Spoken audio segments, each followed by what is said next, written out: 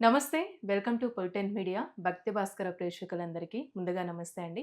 ప్రస్తుతం మనతో ఉన్నారు ప్రముఖ ఆధ్యాత్మికవేత్త చేబిఎన్ కిరణ్ శర్మ గారు. మరి గురుగారితో మాట్లాడి మనకున్న సందేహాల గురించి అడిగి తెలుసుకుందాం. నమస్కారం గురుగారు. అఖండ ఐశ్వర్యమస్తు.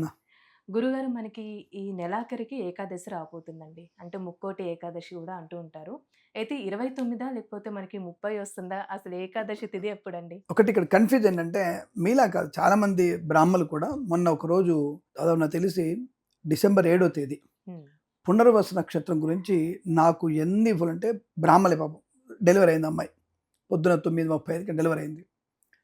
ఇక వాళ్ళు అంటే వాళ్ళు డిసైడ్ అయిపోతారు కదా! మనకి ఈనాడు పేపర్‌లో పునర్వసు నక్షత్రం అని, ఆరుద్ర నక్షత్రం అని అవును. కన్‌ఫ్యూజ్‌గా ఉన్నారు. నేను ఎక్కడ చూసినా పోనీ మేము పంచాంగాలు తీస్తాం కదా! అన్ని తీసినప్పుడు ఒకే ఒక గంటల పంచాంగంలో తప్ప మిగతా వాటిల్లో ఎక్కడ కూడా మీకు ఆరుద్ర నక్షత్రం పొద్దున అయిపోయింది. 6:35కి అయిపోయింది. కానీ అందరూ కూడా పునర్వసు నక్షత్రం 9:30 వరకు ఇచ్చారు. హ్మ్. సరే మనకున్నటువంటి టెక్నాలజీ వాడదాం అని చెప్పేసి ఏఐలోకి వెళ్ళాను. ఆర్టిఫిషియల్ ఇంటెలిజెన్స్‌కి వెళ్ళిపోయి ఏఐని అడిగాను.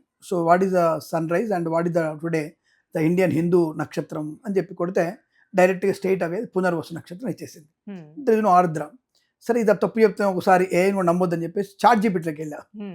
దాన్ని అడిగాను. Sir what is the today నక్షత్రం ఆఫ్ హిందూ క్యాలెండర్ అని అడిగితే సేమ్ ఇన్ఫర్మేషన్. నా దగ్గర ప్రూఫ్ ఉంది ఇప్పటికి కదా! నేను ప్రూఫ్ తీసి పెట్టుకున్నాను. పునర్వసే ఉంది. ఆరుద్ర లేదు. ఆరుద్రని ఎలా ఇచ్చారు? హ్మ్. అది క్వెషన్ వస్తుంది కదా! వాళ్ళు ఈనాడు పేపర్‌లో కూడా ఆయన ఆరుద్ర నక్షత్రం ఇచ్చాడు.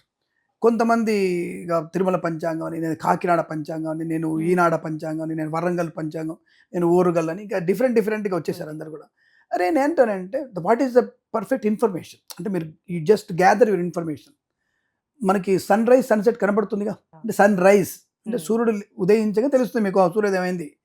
అదే మీరేమనుకుంటారు అప్పుడు అనుకుంటారు 6:15 6:15 అయింది అది సూర్యోదయం అయిందా రైట్ 6:50 అనుకుంటారుగా. అంటే సన్‌రైజ్‌ని బట్టి లెక్కేసుకుంటాంగా. దాన్ని దృక్ సిద్ధాంతం అంటారు. దృక్ సిద్ధాంతం. అంటే కళ్ళకి మనకు కనపడేది. బట్ సమ్ పీపుల్ అంటే చాంద్రమానం లెక్కెట్టుకుంటాం. చాంద్రమానంగా సూత్రాలు ఉన్నాయి. సో ప్రతి ఒక్కళ్ళు కూడా ఒక సూత్రాన్ని ఒక శ్లోకాన్ని పెట్టేసుకొని ఆ శ్లోకానికి సరైన అర్థం తెలిసేటువంటి వ్యక్తులతో భేటీ కావాలి. ఈ చాంద్రమానాన్ని పాటించేటువంటి వ్యక్తులు అందరూ కూడా ఒక సమూహంగాను, దృక్సిద్ధాంతం పడే వాళ్ళు ఒక సమూహంగాను, కొంతమంది ఇలాంటి ఫైట్ అయ్యి దాదాపు ఒక 50 ఏళ్ల క్రితం 500 మంది ఆస్ట్రాలజర్తో ఉత్తర దక్షిణ భారతం వాళ్ళతో నెహ్రూ గారు మీటింగ్ పెట్టారు. మీటింగ్ పెట్టేసి అందరినీ కూడా ఒక లహరి అయనాంశ అక్మరిస్ లహరి అయనాంశ అక్షాంశ రేఖాంశాలతో మీరు తీసుకోవాలని చెప్పేసి దానికి ఆంధ్రపత్రిక పంచాంగం ఒకటి ఉంది మనకి. ఆంధ్రపత్రిక పూర్వకాలంలో ఆంధ్రపత్రిక పంచాంగం దాన్ని ఫాలో అని చెప్పారు. దాని ప్రకారంగా మనం ఫాలో అవుతున్నప్పుడు మీరు మళ్ళీ దీంట్లోంచి పెట్టేసరికి ఆ పుట్టిన పిల్లవాడికి ఏ నక్షత్రం ఇప్పుడు ఫుల్ కన్ఫ్యూజ్. సరే నన్ను నమ్ముతారు కాబట్టి మొహమాటం కొద్దీ సరే చెప్పారు గురుగారు చెప్పారు పునర్వసు అని. కానీ మనసులో దుగ్ధ అరే ఇది ఆరుద్ర నక్షత్రం కనపడుతుంది కదా, నా గంటల పంచాంగం నేను గంటల పంచాంగం ఇప్పుడు అందరు గంటల పంచాంగం ఫాలో అవుతారు, ఈజీ ఉంటుంది దాంట్లో. అక్కడ అది ఉంది కదా గంటల పంచాంగం ఉంది కదా అని చెప్పేసరికి ఏది కరెక్ట్ ఏది అనేది వాళ్ళకి ఎంత ఇబ్బంది అయిపోయింది ఇప్పుడు. సో ఓకే అల్టిమేట్గా తర్వాత పునర్వసు నక్షత్రం కిందకి వచ్చారు. ఇలా తద్దినాల గురించి. సో ఈవెన్ దో మా యొక్క భార్య వాళ్ళ చెల్లెలు ఏంటో తద్దినం ఉంది, అంటే వాళ్ళ అత్తయ్య గారు పెద్దవాడు చనిపోతే ఆడ తద్దినం పెట్టాలి. వాళ్ళు కన్ఫ్యూజ్ బావగారు ఎప్పుడు ఇప్పుడా అప్పుడా, అది మధ్యాహ్న సమయంలో ఉండాలి. అంటే ఇవన్నీ కూడా సామాన్య ఇప్పుడు ఒక బ్రాహ్మణులకే ఇంత ఇబ్బంది కలుగుతుంటే అంటే బ్రాహ్మణులు ఎందుకు స్పెషల్ అంటే ఆబ్దికాలు పెట్టుకునేవాడు. అది మధ్యాహ్న సమయంలో పెట్టుకోవాలి. ఆబ్దికం ప్రదోష అంటే మాధ్యాహ్న అపరాహ్నంలో పెట్టాలి ఆబ్దికం. పుట్టిన నక్షత్రం చాలా ఇంపార్టెంట్, అది శాంతి పడిందా లేదా తెలుసుకోవడానికి ఇంపార్టెంట్ కదా. ఇలా బ్రాహ్మణులు ఇబ్బంది పడుతుంటే మరి మిగిలినటువంటి సామాన్య జనాల యొక్క పరిస్థితి ఏమిటి అంటే సామాన్యులు అంటే మళ్ళీ ఇక్కడ వచ్చేసి ఏ సారైనో బోరైనో వచ్చేసి బ్రాహ్మణుడు గొప్పోడు అని చెప్పాడు చూసినావా ఛానల్లో, ఈ అమ్మాయి దానికి ఖండించలేని చెప్పేసి మిమ్మల్ని నన్ను వేసుకుంటారు వాళ్ళు. సో కాబట్టి అటువంటి విషయాలు కాకుండా సహజంగా ఇక్కడ కొంత పద్ధతి పాటించే వాళ్ళు శాంతులు చేసుకోవాలనేటువంటి వ్యక్తులు కొంతమంది ఉంటారు. వాళ్ళే అంత ఇబ్బంది పడితే మిగిలిన సామాన్యటువంటి వ్యక్తుల గురించి ఏం చెప్తాం మనం అనే విషయంలో మీరు అడిగే ప్రశ్న అందుకే నాకు నవ్వు వచ్చింది. సో ఇదే కదా ప్రతిసారి ఇదే ప్రాబ్లం అవుతుంది. అంటే ఇక్కడ వీళ్ళకి ఫైట్ పెట్టుకొని మాది గొప్ప అంటే మాది గొప్ప అంటే మాది. నేను ఏమంటానంటే ఏది కనబడుతుందో అది గొప్ప. సూర్యోదయం ఎన్ని గంటలకు అయింది, ఇగో ఈ టైం సూర్యోదయం అయింది, ఇది కనబడుతుందిగా దాన్ని నమ్మండి, దాన్ని ఫాలో అవ్వండి కంటిన్యూగా. దట్స్ కాల్డ్ దృక్ సిద్ధాంతం. దృక్ సిద్ధాంతం వల్ల పర్ఫెక్ట్ ఇన్ఫర్మేషన్ ఉంది. అదే వీళ్ళు మళ్ళీ సంక్రాంతికి చంద్రమానాన్ని పాటించే వాళ్ళు సంక్రాంతి కరెక్ట్ అవుతారు, ఇద్దరు దృక్ సిద్ధాంతం వాళ్ళు ఈ చంద్రమానం పాటించే వాళ్ళు సంక్రాంతి కరెక్ట్ అవుతారు, తర్వాత మనకి గ్రహణాన్ని కరెక్ట్ అవుతారు, మిగతా వాడి కరెక్ట్ అవ్వరు వీళ్ళు. మరి ఇది ఎట్లా అయిందని వాళ్ళు క్వశ్చన్ చేస్తే వీళ్ళు సమాధానం వేరు చెప్తుంటారు. అంటే ఇప్పుడు ఆయన ఒక ఆయన చంద్రుడిని లెక్కెట్టు ఒక ఆయన, సూర్యుడు లెక్క పెడతాను ఒక ఆయన, ఈ తత్వం అనేది తలకాయ నొప్పి లేచి చంద్రుడిని నక్షత్రాలు లెక్క పెట్టారు ఆయన వల్ల ఈ నక్షత్రాలు ఇవన్నీ పోతుంటాయి, సూర్యుని పెట్టి ఆయన వల్ల ఈ నక్షత్రాలు ముందుకు వస్తున్నాయి వెనక్కి వస్తున్నాయి, ఎవరి దినమాలు అర్థమే కావట్లా. ఇప్పుడు ఏఐలో కొట్టుకొని మన దాని లాస్ట్ చనిపోతారు, అది కరెక్ట్ ఇన్ఫర్మేషన్ ఇవ్వబోతుంది. అది అప్పుడు ఇక జ్యోతిష్యం అంతా అంతే అవుతుంది, ప్రతి ఒక్కటి అవుతుంది. ఎందుకంటే దానికి ఒక ఇన్ఫర్మేషన్ ఇస్తాంగా. ఆర్టిఫిషియల్ ఇంటెలిజెన్స్ మనం ఏదైతే వాడుతున్నామో అది తీసుకుంటుంది, అది ఏది కరెక్టా తీసుకుంటుంది, రెండు ఇస్తే ఏది కరెక్టా తీసేసుకుంటుంది అది. సో కానీ ఆటోమేటిక్గా మనకి జాతకాలన్నీ కూడా ఈజీగా వచ్చేస్తాయి కాబట్టి, బట్ మనం ఇక స్టడీ చేయాల్సిన అవసరం లేదు. జ్యోతిష్యులు సిద్ధాంతులు కూడా మనం నోళ్ళకి తాళం వేసుకుంటే అయిపోతుంది. ఇట్లాంటి అమ్మాయిలు ఏఐని ముందర పెట్టుకొని టుడే వాట్ ఈస్ ద పంచాంగం, వాట్ ఈస్ ద టుడే మేషరాశి ఫలితాలను కూడా వచ్చేస్తుంది అమ్మాయి కూడా. సో అలా అయిపోయింది కాబట్టి ఇక్కడ ఏమంటే దృక్సిద్ధాంత ప్రకారం ఫాలో అయితే మనకి పర్ఫెక్ట్ ఇన్ఫర్మేషన్ ఉంటుంది. అలా చూసుకున్నప్పుడు ఏకాదశి మనకి 30వ తేదీ అవుతుంది. మనకి ఏకాదశి అనేది 30వ తేదీ అవుతుంది కాబట్టి వైకుంఠ ఏకాదశి 30వ తేదీ మనం తప్పకుండా పాటిస్తే మంచి అనుకూలంగా ఉంటుంది. 29వ తేదీ ఏకాదశి కాదు, పాటించిన ఫలితం ఉండదు. ఆ రోజు మరి విష్ణుమూర్తిని ఏ విధంగా ఆరాధిస్తే మంచిది అంటారు? ఒకటి వైకుంఠ ఏకాదశి అంటే ముక్కోటి ఏకాదశి అన్న వైకుంఠ ఏకాదశి ఒకటే అవుతుంది. అది ఈ అన్ని దేవతలు ముక్కోటి దేవతలు అంటే ఏమిటి, మనకున్నది 33 మంది. మళ్ళీ మన ముఖ్యమంత్రులు లాంటి వాళ్ళు మెయిన్ ప్రధానమంత్రులు లాంటి వాళ్ళు వచ్చేసి మీకు ఎంతమంది దేవతలు ఉన్నారు, తాగడానికో దేవత, తినడానికో దేవత అనేటువంటి వ్యక్తులు కూడా ఉంటారు కాబట్టి వాళ్ళకి కూడా సమానం చెప్పుకోవాలి. 33 కోట్ల మంది లేరు నాయన, మాకు ముక్కోటి అంటే 3 కోట్ల దేవతలు లేరు. 3 కోట్లకి మీ క్యాబినెట్ ఉన్నట్టుగానే ప్రధానమంత్రికో ముఖ్యమంత్రికో ఇంకో మంత్రికో లేకపోతే ఇంకొక చాదస్త వ్యక్తులకు ఉన్నటువంటి క్యాబినెట్ ఒకటి, అంటే క్యాబినెట్ వాళ్ళు రూల్ చేస్తారు అందరినీ కూడా. కాబట్టి అలా మనము 3 కోట్ల మందికి 33 దేవతలు అధిదేవతలు. ఈ 3 కోట్ల మందికి అడ్మినిస్ట్రేషన్ చేసేది 33 మందే. సో ద్వాదశాదిత్యులు, ఏకాదశి రుద్రులు, ఇంద్రుడు, బ్రహ్మ, విష్ణు, మహేశ్వరులుగా ఇలా మనం పెట్టుకున్నాం తప్ప వేరే మనకు 3 కోట్ల మంది దేవతలు లేరు. 3 కోట్ల మందిని వాళ్ళు ఎట్లయితే ఎగ్జిక్యూట్ చేసుకున్నారో అంటే ఇన్ఛార్జ్ ఇచ్చారో, అలా ఇన్ఛార్జ్ ఇవ్వడం వల్ల వచ్చినటువంటి వ్యక్తుల యొక్క సమూహమే 33 మంది దేవతలు. వాళ్ళు 3 కోట్ల మందికి విస్తరించారు. అంటే ఎగ్జాంపుల్ చెప్పాలంటే మీకున్నటువంటి collector, joint collector, additional collector, deputy collector, దేవుళ్ళు కూడా అలానే ఉంటారు. ఒక డిపార్ట్మెంట్లో ఇన్ఛార్జ్లుగా వెళ్ళేటువంటి వ్యక్తులు చాలా మంది ఉంటారు. అటువంటి వాళ్ళ యొక్క సమూహంతోనే మనకి 64 లక్షల కోట్ల జీవరాశులకి దేవుళ్ళు ఎంతమంది ఉండాలి మరి? నువ్వు అనుకుంటున్నది నువ్వు ఇండియాలో నువ్వు తెలంగాణ, ఇండియాలో ఆంధ్రప్రదేశ్ వీటికే కొట్టుకుంటున్నావు నువ్వు. కానీ ప్రపంచంలో ఉన్నటువంటి 64 లక్షల కోట్ల జీవరాశులకి ఆ దేవుడే ఆధారం. ఆ దేవుడికి ఎంతమంది ఉన్నారు అసిస్టెంట్లు? 3 కోట్ల మందే కదా. 64 లక్షల కోట్లకి నువ్వు 3 కోట్ల మంది దేవతలు.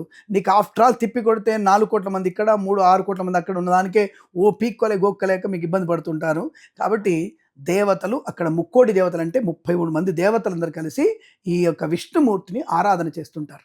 ఈ ముక్కోటి ఏకాదశి, వైకుంఠ ఏకాదశిగా ఆ 33 దేవతలన్నీ లేపడం, సుప్రభాతము, సేవ, సహస్ర శీరుష పురుష సహస్రాక్ష సహస్రపాద్ సభూమిన్ విశ్వతో వత్ర అంటే ఇటువంటి చంద్రుడు సూర్యుని కళ్ళు కన్నవాడ, నీ నేత్రాల్లోనే కళ్ళు, నీ నోట్లోనే పృథ్వీ అంతా కూడా అంటే భూమండలం మొత్తం నీ నోట్లోనే ఉంటుంది.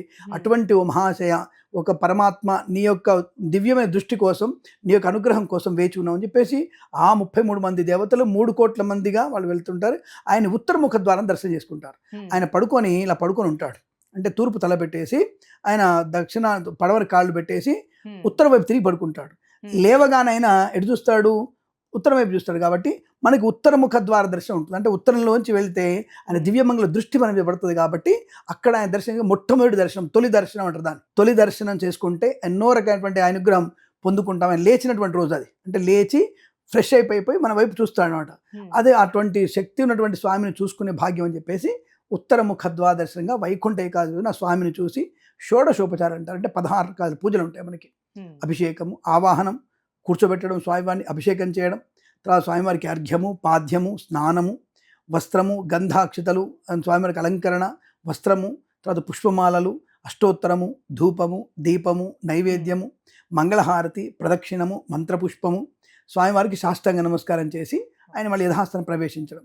ఇది షోడశోపచారం. అంటే 16 రకాల పూజలు ఉంటాయి ఆయనకి. ఈ 16 రకాల పూజలు పురుష సూక్త విధానంగా చేయాలి. పురుష సూక్త విధానంగా చేసినటువంటి పూజకి చాలా బలం ఉంటుంది. ఆ స్వామి ప్రసన్నుడయ్యేటువంటి అవకాశం మనం ఇస్తున్న ప్రతి ఒక్కటైనా స్వీకరిస్తాడు, మంత్రోక్తంగా స్వీకరిస్తాడు. ఎందుకంటే దేవుడు మంత్రాధీనంలో ఉంటాడు. ఇక్కడ ఆ మంత్రంలో చేసేటువంటి ఒక క్రియని ఆయన స్వీకరించి ఏదైతే భక్తుల కోరిక కొరకు మనం చేసేటువంటి పూజ ఆ పురోహితుడు చేస్తున్నాడో, ఆ బ్రాహ్మణుడు చేస్తున్నాడో, ఆ ప్రతిఫలం బ్రాహ్మణి ద్వారా ఆయనకి ఎవరైతే ఈ పూజ చేయించారో వాళ్ళకి సంపూర్ణంగా వెళ్ళే అవకాశం ఉంటుంది.